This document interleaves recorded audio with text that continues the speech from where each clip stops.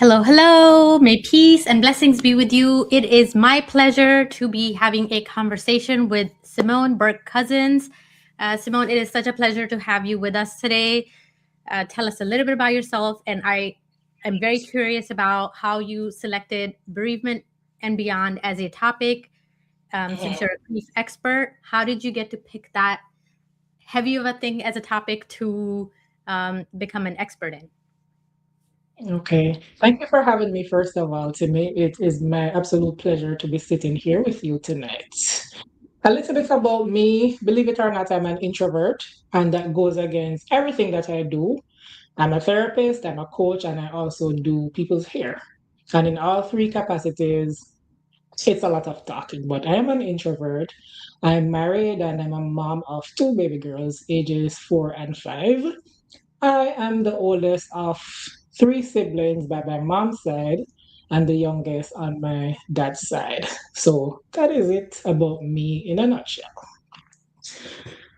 With regards to choosing grief as a heavy at grief as a topic which is heavy, I oftentimes say that it's not a dinner table conversation. Nobody really likes to talk about grief, despite death and loss being a natural and inevitable part of life, right?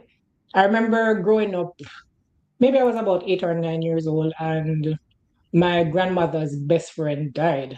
And even at such a young age, I was very cued into her response to how her best friend passed. And the response was nothing. I didn't see any tears, didn't see any reaction.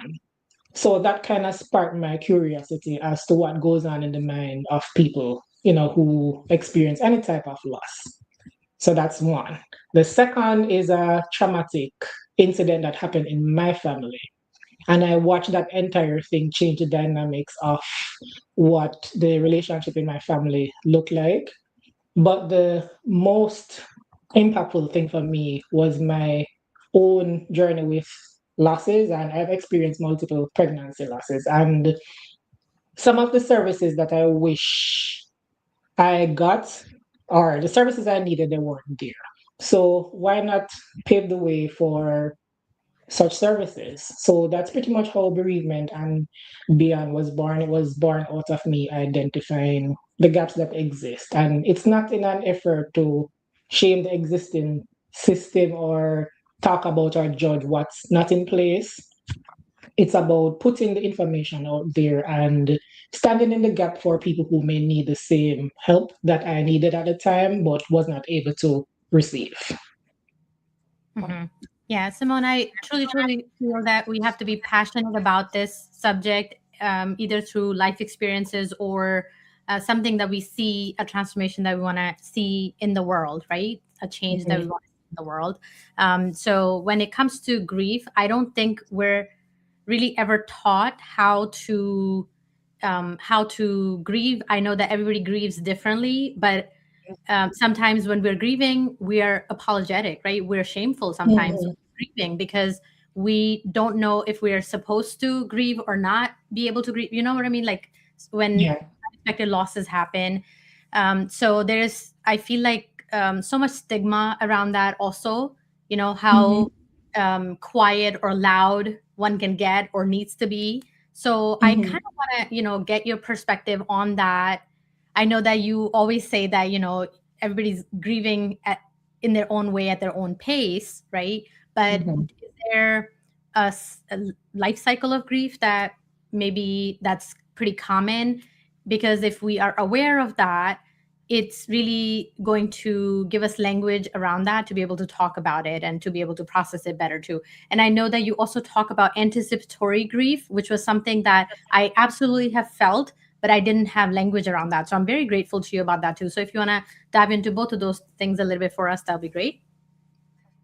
Yeah. So thank you again for facilitating discussions like these.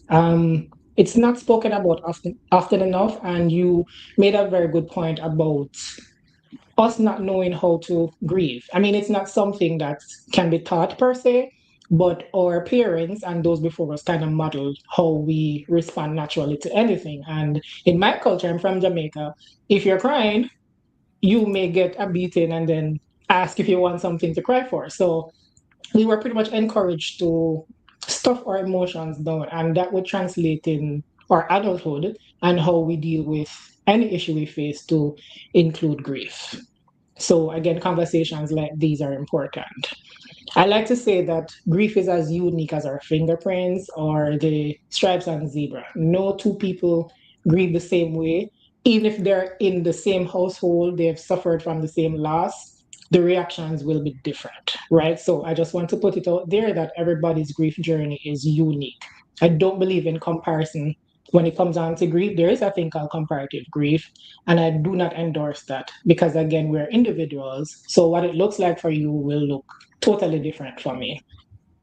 When it comes on to the life cycle, there is none, I would say it's something that just goes on forever.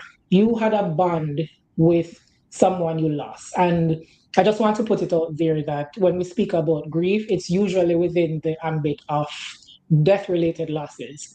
But we have non death related losses, for example, divorce, for example, even your kids moving away, losing a job, stuff along those lines. So let us broaden our horizon a little bit to remember that grief also includes non-death related losses. So the life cycle, there is none, right? But when I was in undergrad or even grad school, and it is still widely used today, we have Dr. Kubler-Ross who opened up the gates like these for us to have these uncomfortable conversations. So she's pretty much the pioneer of grief conversations, and she came up with the stages of death and dying, right? So it was really because of her observation of people who were terminally ill that she came up with this stage, right? It was meant to be descriptive, but over the years it has become prescriptive. So people, I met somebody who she was like, "Oh, I didn't grieve the right way because I didn't go through this or that," and I let her speak. That was a teaching moment. So what we're familiar with is the stages of death and dying, aka the stages of grief, which I call it DABDA to be able to remember it a little bit better. So it's denial, anger, bargaining, depression, and acceptance, right? And another grief educator added a sixth stage to include integration. I don't think that's the word, but that's the essence of it. Finding meaning, right? So denial is pretty obvious. You experience a loss, death or non-death related. You can't believe it. You're in shock. That is normal. Anger, nobody wants to lose anything, and anger is a natural reaction or emotion. Every emotion is natural. It's how we channel it, and I encourage coping as opposed to shunning it altogether. So we have denial, anger, bargaining. So, have you ever been in a situation, Timmy, where things are not going your way and you're like, God, if you do this for me, I'll go to church every Sunday, right? So, that's kind of the space that some people find themselves in when they're grieving. They kind of get into that position where they say, if I receive this, this is what I'll do. And then there's depression. That goes without saying. Your life is pretty much interrupted. You experience sadness, you are unable to concentrate, stuff along those lines. And there's acceptance where you're like, well, what else to do? The person is gone, the job is gone, the marriage is gone, so it is what it is, right? And finding meaning would pretty much cover. All right, so I like to give examples. When someone I know died, what their family did for them was to open a foundation, start a foundation, right? So that her memory and legacy can live on. So that you won't find the meaning in the midst of losing or loss. But after things settle a little bit, these are some of the things that people do to find meaning. What I want to introduce to us this moment, Timmy, we are going to keep those stages in mind because they are descriptive. So it helps us to have language around some of the feelings or things that we can go through when we're grieving. But there are two folks, they're called Strobe and Shoot. They speak about what is it called? They speak about the dual process model. I have my notes here because it is after 8 and this is when my brain goes to sleep. But what it pretty much is saying is that grief is something that oscillates. So they encourage us to engage in loss oriented activities and restorative activities, right? So essentially, what that means is that in the midst of loss, we still have to live, right? So I like to talk about both and. You can grieve and you still have to live. So that is really what Strobe and Shoot is speaking about. So we oscillate between the space of loss as well as restorative activities. So that kind of eases the pressure of us to fit into this, denial, anger, bargaining kind of mold and helps us to realize that, hey, it's unique and there are no right or wrong way to do this thing. It just is what it is. And the aim is to just integrate grief into our life because it really is a part of our being and our makeup as time goes by. Mhm. Yeah. Simone, thank you so much. Every time we have a conversation, I feel like so enlightened. You know, you are so insightful, and the way you break it down, the way you explain things is just so fantastic. So thank you so much for that. And I also Thank want to you. acknowledge the presence of Dr. Jackie Odie from our community. She's here with us. Hello, hello. And we also have Veron, I think Hassi last name. If I'm butchering your name, I apologize. But It's very hussy. okay, we're grateful to have you here. Okay, Simone, in your space, what is a myth that you wish that it would just disappear in this space? What is Oh something my that God. people totally misunderstand or it's a myth? There are so many to the point where I can't even pick one right now. Hmm. A common myth, and it irks my soul every time I hear it, is that we have to be strong. And that's tied up into our upbringing and all of that. We don't have to be strong. I don't know why I should feel strong or be strong or display strength, so to speak, when I just lost my loved one, right? So, of course, there will be instances where you have to display strength because, yes, we're going to eventually pick up the pieces and move on. But when we hear those words, hey, we have to be strong, it kind of takes away from the whole process. We don't have to be strong. We have to get to that place, or I'm hoping we get to that place where we just allow things to be and run its natural course. I read somewhere the other day where they said grief is like quicksand. You know what quicksand is, right? So the more you try to dig yourself out, is the further down you're going to get, right? So saying all of that to say, if you're strong and the idea of being strong is to just pretend that things don't exist, if you do that, I know for a fact, because it has happened to me before, that it will catch up with you eventually. So I'm here to tell you and to dispel the myth that we have to be strong and we shouldn't show emotions. We lost somebody, it's okay to just sit with whatever it is we're experiencing.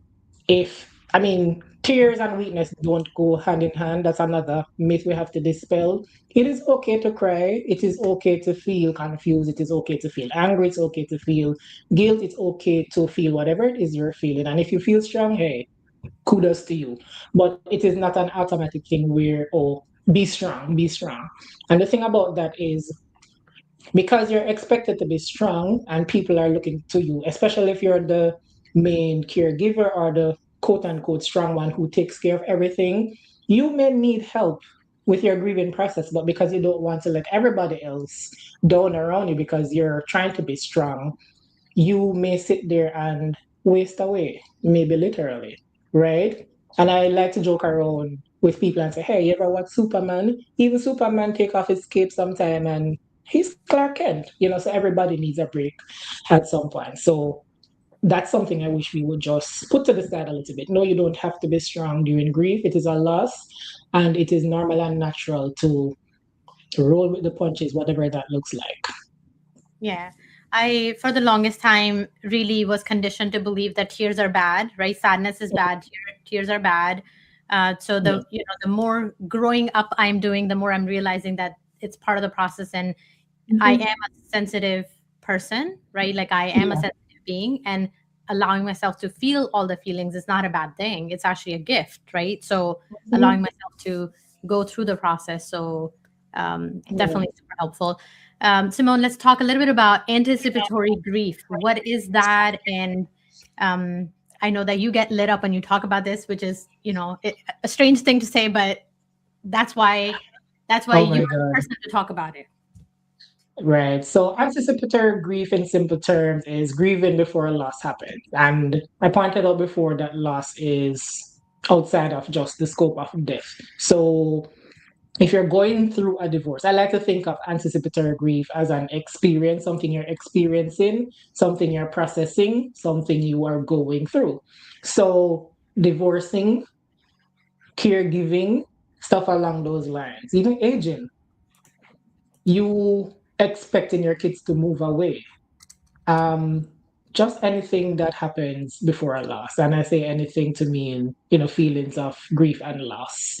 So it's not conventional in terms of death related, but it is what happens before the loss, that experience that happens before the loss that's captured in the definition of anticipatory grief. Okay. Um, I'm just thinking, Simone, is there a certain time when we experience grief more than other times? Like, I know that for me, it's like it comes and goes, it's in waves, right? But do you see people throughout the year, like, are there certain times when they're more prone to feeling Mhm. grief than not? Yeah. So bear in mind that people handle things differently, and what may affect me may not affect somebody else.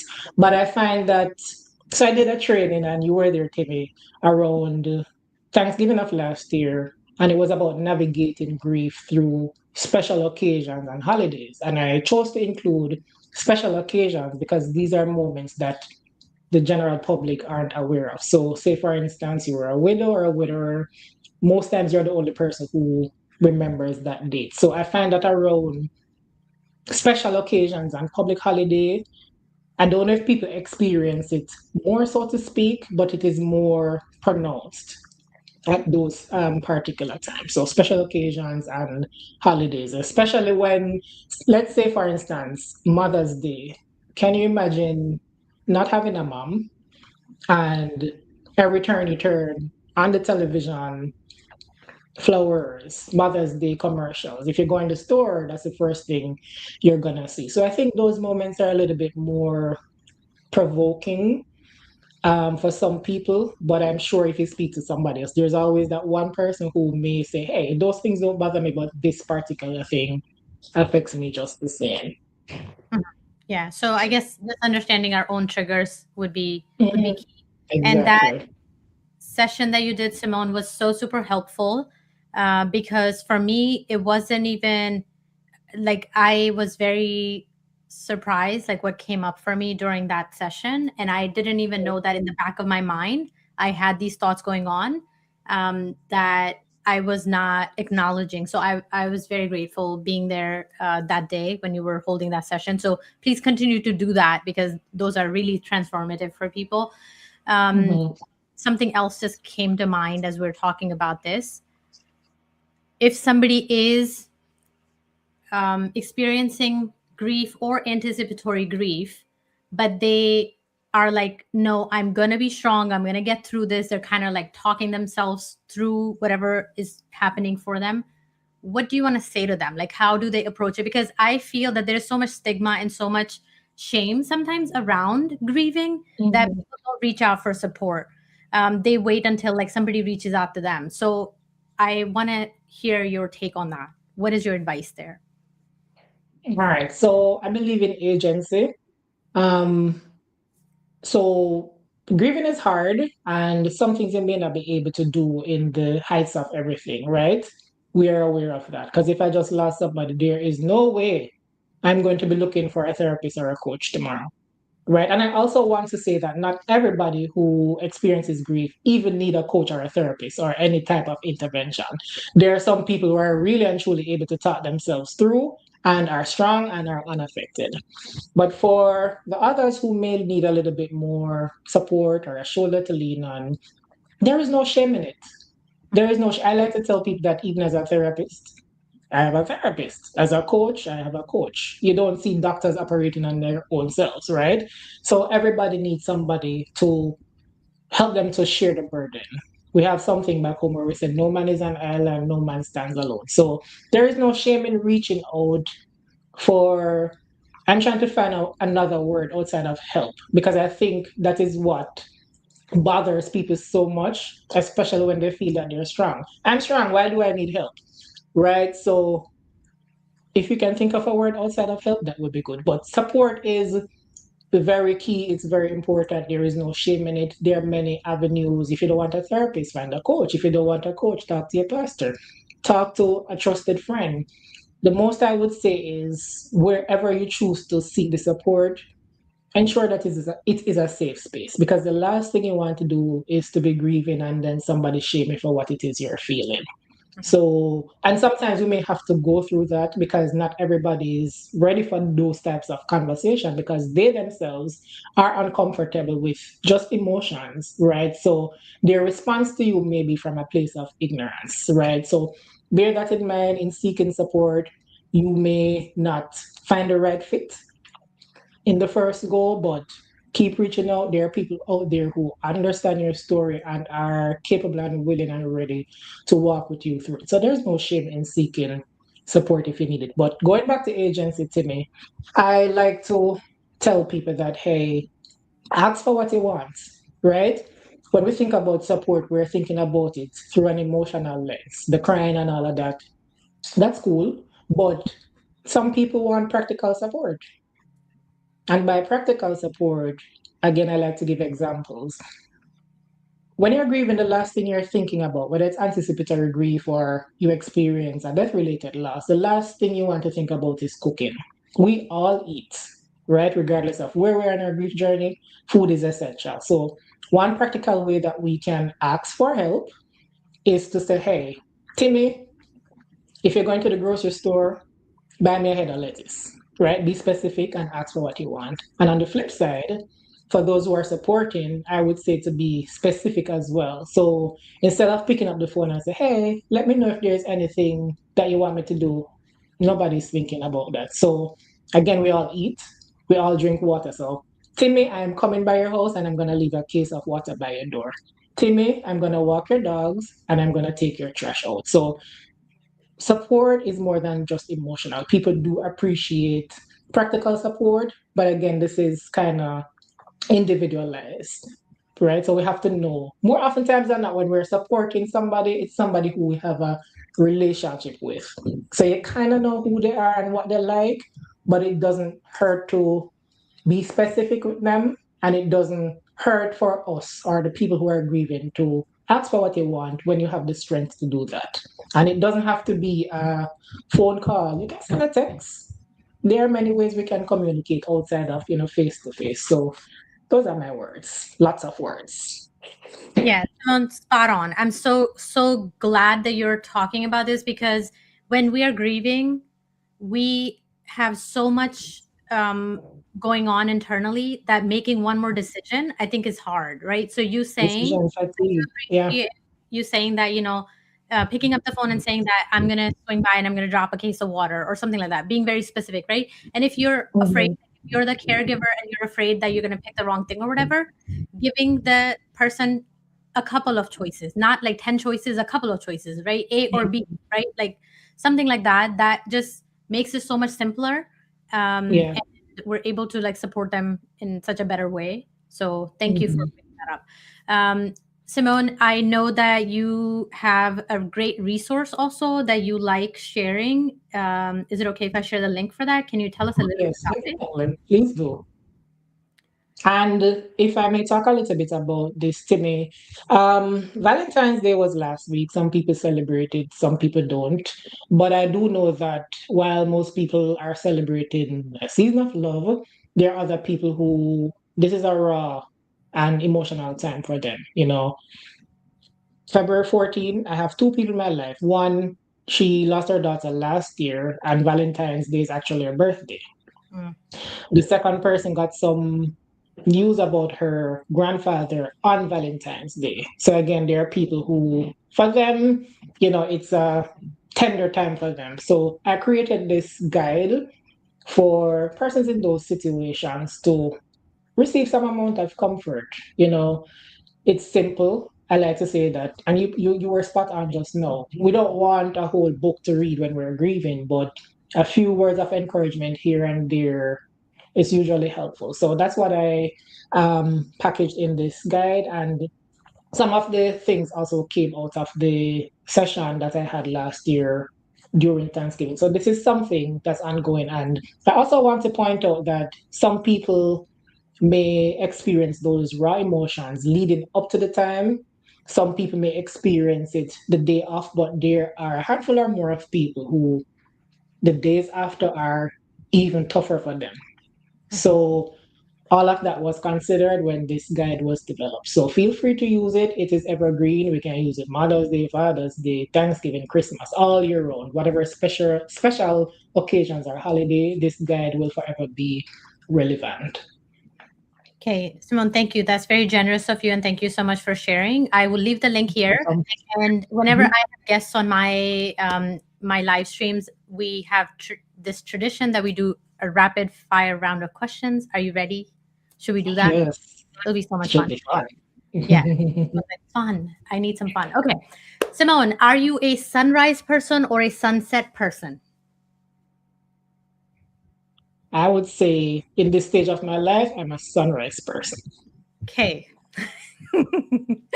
And she qualifies. She's like, this stage of life. Okay, love it. Are you into journaling or voice memos? Journaling, if I should choose.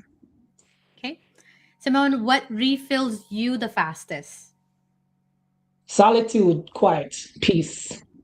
That ties in with me being an introvert. So I need that solitude to refuel and recalibrate. Okay. Do you get to do that often? Do you have.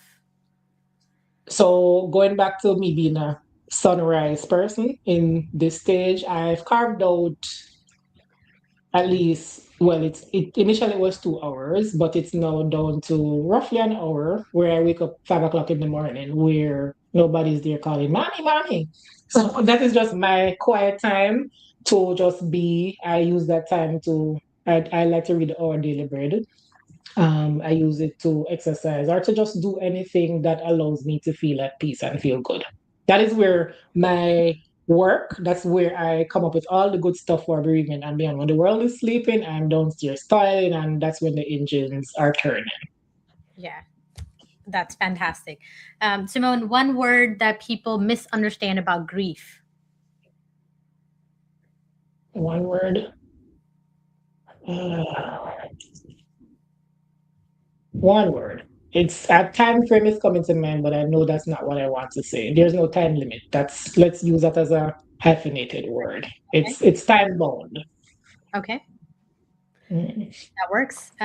Simone, what is your own go to comfort food after a hard conversation? I don't know Because that I have I any know that you're a food person, so comfort. this question was very like selected for you very precisely. Uh, I don't have any comfort food right now. I kind of did a little shift when it comes down to how I eat, but my favorite meal is stew peas. So I will eat that in the morning, in the afternoon, midnight, Monday to Sunday if I choose to, and I'm sure that that would give me comfort if I had a difficult conversation. Simone, what is that? Stewed peas. So it's really red kidney bean with different types of meat, and it is cooked with spices such as scallion, onions, garlic, and it's I like to do it a little stewy, so it's a little bit runny, Okay. but there are still some hard peas in there, and it would be served over rice, typically over white rice. That's my absolute favorite meal in the Okay. whole world. I'm gonna have to try that because that sounds Yeah, delicious. it is. Hmm.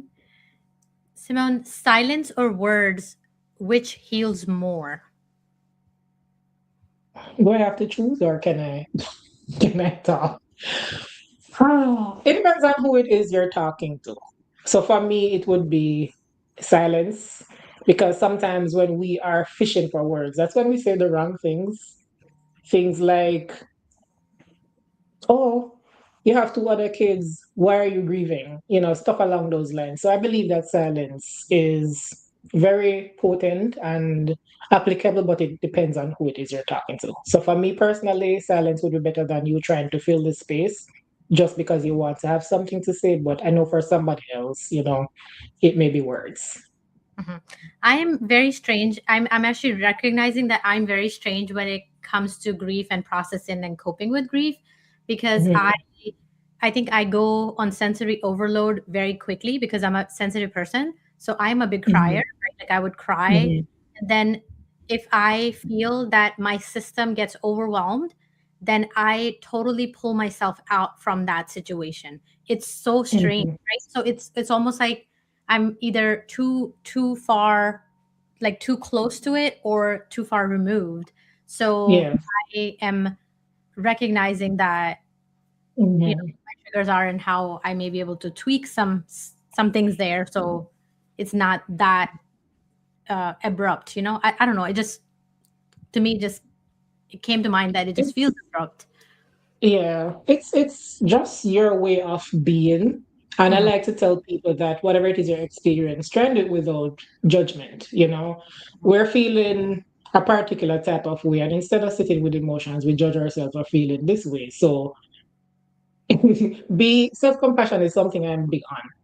And self-compassion means pretty much talking to yourself as you would speak to somebody. So, for example, if somebody who is grieving came to you and said, "Hey, this is how I feel," you wouldn't tell them to stop the crying. Well, some people do. So maybe that's a poor example. But for argument's sake, you wouldn't tell them, stop the crying, go sit down, eat some food, something along those lines. You would talk to them. Or let's use another example. I'm a mom of two, and there are things that they may take a longer time to grasp than you would have hoped. But as a mom, you encourage them, good job, that kind of a thing. But when it comes down to ourselves, God forbid we mess up, we are going to berate ourselves right down to the very ground. So I tell people to practice self-compassion when they're grieving. Just take your time with yourself. This is me slipping into my pathway and getting all excited. So take time with yourself, love on yourself. And if it is your thinking, there's nothing wrong with thoughts, but we can control them. So if you find that you're thinking a particular thing that's berating yourself or saying something out loud that you know you wouldn't say to somebody else, try and pull back a little. But in pulling back, don't be too hard on yourself. You're still learning. It's like building a muscle, right? Imagine somebody with a big belly. If they go to the gym, even if they go 5 days in a row, that big belly is not going to disappear in that week. It's going to take some time for the muscle to build up, right? So be easy on yourself. If you do something and you slip up along the way, there is the next minute or the next day to pick up the pieces and keep it moving. So just Mhm. love on yourself a little more while grieving or even outside of grief. Yeah, I appreciate that. Thank you for that Yeah. beautiful reminder, right? And Dr. Jackie would Yes. love your recipe also. So I'm like, I don't just want the recipe. I want you to just make it, and I'll just come over. I'll cook it for you. Yeah. Um, Before we go, Timmy, ask all 5 questions because we totally went off key. Yes, you did answer my question, but I have more. I have more. Okay. Oh, I know it was like rapid fire, but I totally went on a tangent here, but that's okay. We're totally allowed. Okay, one boundary every caregiver needs. boundary. Oh, we still have to know when to say no. I like to tell people to be like toddlers. I know when I tell my kids to do something, they say no with no regrets. So caregiving is hard and it is overwhelming. So the word no, those 2 letters or that 2-letter word should be a best friend. So saying no is a form of self care and a boundary that needs to be enforced and maintained for you, the caregiver, more than anybody else. Because after a while, if you keep saying yes to everybody else sometimes look like you saying no to yourself. And as I said earlier, these things have a way of catching up with you. So one of the days when you say yes, that lid is going to explode and everything is going to blow up right there. So saying no is really for you, but it also protects those around you. So that's a boundary I encourage caregivers to have because it is an overwhelming journey. Yeah, and definitely I feel like people who have to provide care like constantly without a break, Hmm. I like so feel for them that they are um eventually they may feel burned out, right? So if they are creating these really healthy boundaries that they honor and they ask for help and support, I think that is such a beautiful Hmm. thing because then they're able to provide better care and more care for longer periods of times, you know? So I feel like it's very Definitely.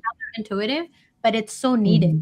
And I think It normalizing is. that, you know, it is okay for you to say that I am overwhelmed. It is okay for you to raise your hand and you know, ask for help and ask for breaks.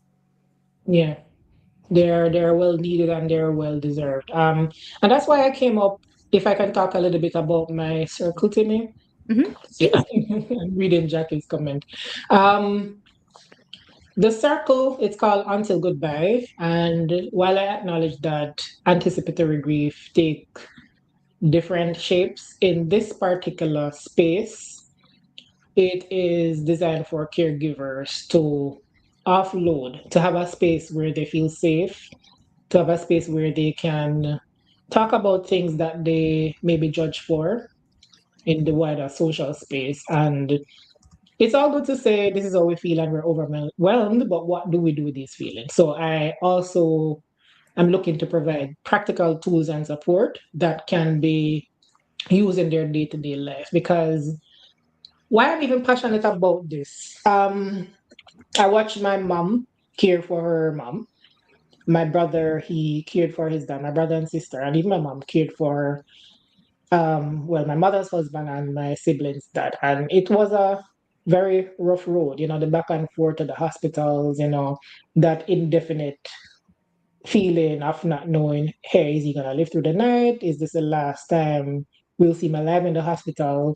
Kind of thing. And I have two friends who I met them as clients, fear clients, but they really and truly became friends. And I watched three. I watched two of them struggle to the end, and by the end, I mean that one daughter's died, and um, one daughter died, and the other mom's passed. Right? They didn't even know what anticipatory grief. So even though I do hear that it's a space where I do a lot of coaching, free coaching, but coaching nonetheless, and it gives my heart real pleasure and joy to just be able to have these conversations. So that's what Until Goodbye space is for, to just allow people to show up without feeling judged. And community is everything. Oftentimes we think that we're the only persons in the world experiencing this particular feeling. But when we come together and have discussions, you realize that, hey, I feel relief, and I thought that I was the only one who felt this way. And let me even segue a little bit. When it comes down to anticipatory grief, I really want to open up my heart for people to talk, because I remember one person in particular. She was a caregiver, and it got so overwhelming to the point where she said, hey, I just wish the person would die. And then you could see the surprise on her face, and I was just there looking like, that's normal. You know, Maybe saying that out in John public would get a totally different reaction. But I know that she didn't really want her mother to die. It was just feelings of overwhelm. So I allowed her that safe space to just speak about something that she wasn't able to articulate in a different space. So that is really what I want the Until Goodbye circle to be, and to provide community for people who can provide support that maybe I may not be able to provide, because people are at different, I don't want to use the word stages, but they're in different stages of their journey. So maybe somebody who is a caregiver for 3 years, they may be able to provide more practical tools than somebody who is just going through that process. So that's what I want to foster in my Until Goodbye circle. Yeah. Simone, Mhm. God bless you. You are such a beautiful blessing because it is not easy holding space for people who are going through Mhm. that, people who are grieving and people who are caring for people Mhm. who are going through hard times. And Mhm. it's not just like, at any one time. I feel like throughout our life, all the ups and downs that we go through. So thank you so much for creating this circle, creating this space where people can come and feel safe to be able to say out loud what's weighing them down so that they're able to care for themselves and their loved ones in a much much better way. So Mhm. I appreciate Yeah. that so much. Yeah. Sometimes people just need a little permission. It's okay. You can go ahead and say this. You can go ahead and cry. So people are looking for permission because I really and truly do think that people want to feel and be vulnerable, for want of a better word. But it's just the stigma that's attached and the fear of how they'll be received that is holding some people back. So for me, it's permission to grieve, permission to be angry. I mean, you're not angry at me, I don't take it personally. Permission to feel relief, permission to feel guilt, permission to feel shame, sadness, whatever it is you're feeling. You have my full permission to do that. You know, what I do encourage is to find healthy coping skills or tools that will help you to navigate your way when these uncomfortable feelings arise. But no feeling in and of itself, it's bad. It's just what you do with it. Mhm. Simone, a song that feels like healing. So you want me to sing it? I was gonna ask, but Oh my god.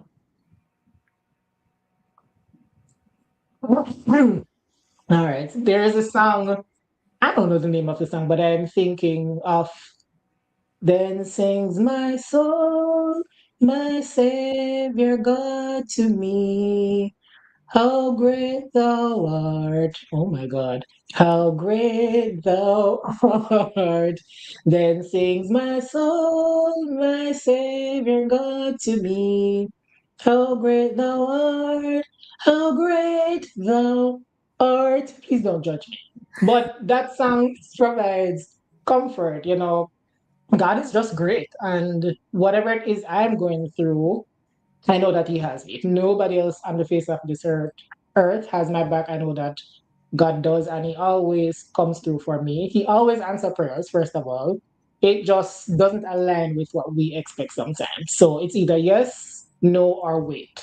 But we always want to hear wait. So that I can't remember the name of the song, but that is coming to mind right now. I know that God is powerful and He can do all things. So that in and of itself provide me with great, great comfort. yeah, Simone, thank you so much. That was beautiful. If Thank you. someone is grieving right now, what is one word you want them to hear? Mm,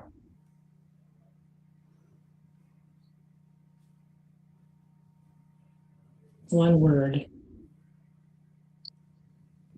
self-compassion. And I choose some self-compassion because it has different layers to it. Mhm. Yeah. Thank you, Simone. Thank you for sharing that. It is my pleasure to have you here with us today. And it's been so wonderful having this conversation with you. You're always so reflective and so insightful. I so appreciate you. And Thank I you. also have the pleasure of having you in my One Tech Premium Plus community. Mm, So wonderful Yes. having you there every day, working through, I feel like powering through, building Yeah. all the different things for your business, for this calling that you have. And Mhm. you want to tell us a little bit about that. What is your experience like um, in that space? And Mm. just very How briefly. much time do you have? I could go on and on about one tech community, but that community has been life changing. Meeting you, Timmy, has been life changing because left up to me, I would be doing 50 million courses to know and still trying to figure my way out. But what one tech did for me, and by extension, you, is to help me to kind of narrow down what it is I want to do. And one tech is a community where we meet 5 days per week. and it's filled with some very powerful women who are doing different things. We have a doctor, we have somebody who deals with bulldogs, somebody who bakes bread. It's just a beautiful community where even though we're trying to figure out what it is we want for our business, we're allowed to be individuals there. So it's a safe space where we work on tech, work on our business, but we're also encouraged and supported in just being individual. So whatever that looks like, it's facilitated there. So you move at your own pace. You are allowed to take what you need and leave what you don't. And it is just awesome. And even when I'm not able to show myself on camera or I'm not able to participate, I still have my earphones in and I'm working and I'm talking. So it's a flexible space. You won't be penalized if you came late or nothing like that. It's one of the best space I've been in, honestly. So it's been life changing and it's really great to meet. I tell you, the internet is a wonderful thing because I'm absolutely sure that I may never meet some of these women, but it feels as though I know them. And even though they may be in other areas, whatever it is they contribute, it is beneficial to us as a whole. So thank you for creating that space. And please join. If you're on the fence and you're a woman and you have your ideas floating around, you will not regret it. So come over to One Tech. I know. Come over and hang out with us, right? Like we're It there. is fun. Yeah, Simone, thank you so much. Thank you, Timmy. I just feel so blessed. Our community truly, truly is amazing because Hmm. we are on this journey together. So none of us feels that we're, in a vacuum trying to do this all by ourselves, right? Like we're normalizing all kinds of conversations, all kinds of feelings that come up as we're building our businesses. Because when we are pursuing a soul aligned business, we get tested in all the different ways, right? We have For to real. get to the depths of our souls to really figure out what is aligned with us and what is not, right? So I'm just so grateful that everybody comes in and not only are they able to get what they need, they also give back, right? The wisdom, Mhm. intelligence, the just the skill level, it's just amazing. And I just, It is. most days like I'm just like I can't believe that I get to do this, right? Yeah, Such a blessing. it is Yeah. awesome. And I always say, simplify one thing that is the most appropriate, what is it, tagline that I've ever heard. And it so aligns with you because I remember when I came into the community, I did not have the faintest idea what Canva did or what it was. And first of all, I wasn't embarrassed by this, Timmy, it's okay, we'll figure it out together. And I must say I'm a Canva pro or close to it. So you really do simplify if it's even one thing on a daily basis. So on behalf of all of us, thank you for engaging with us every day in this beautiful community. Simone, I still remember that day when you said, I love Canva. Like, I love working with Canva. I was like, what did you just say? Did you hear yourself that you just said out loud that you love Canva? And a few days ago, you were like, I can't work with What this is thing. this? It's amazing. Yeah, Yeah. So it's, thank you. I love it. Okay, friends, Yeah. thank you so much for spending your evening with me. I am going to share your link one more time. This is Mhm. your website. We can connect with um, your Until Goodbye circle at the website Mhm. also, as well as the PDF guide that you have, which is bereavementbeyond.com/love and loss PDF guide. So please grab both of these links. And to connect with you, Simone, what's the best social media? Where do you hang out? On Facebook, I think I'm there more than anywhere else. Bereavement Beyond, I believe. Yeah, so there's a link. I got it. Facebook.com/bereavement beyond.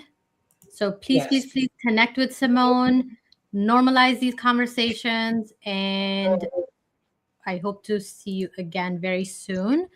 Dr. Jackie is saying, love you both. We love you too. Yeah. Thank you. Just a little plug before I go.